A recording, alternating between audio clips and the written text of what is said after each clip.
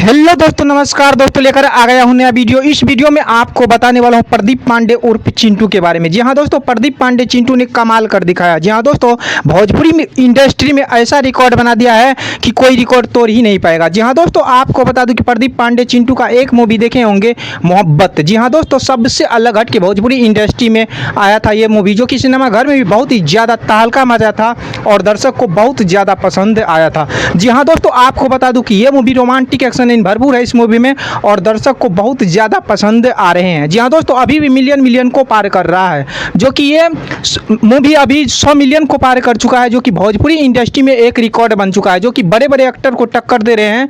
बहुत ही कम 100 मिलियन देखने को मिलेगा प्रदीप पांडे चिंटू का, जो कि ये मूवी 100 मिलियन को पार कर चुका है, जो कि भोजपुरी इंडस्ट्री में बहुत ही कम 100 मिलियन देखने को मिलता है। जी हाँ दोस्तों, जो कि प्रदीप पांडे चिंटू का डायलॉग और एक्शन जो कि इस मूवी में बहुत ही अलग है, सबसे अलग है, जो कि दर्शक बहुत ज़्यादा पसंद करते हैं प्रदीप पांडे चिंटू के मूवी को। तो जी हाँ दोस्तों, यही रहा प्रदीप पांडे चिंटू के बारे में। अगर अच्छा लगा तो मेरे चैनल को सब्सक्राइब और वीडियो को लाइक कमेंट शेयर जरूर कर लें।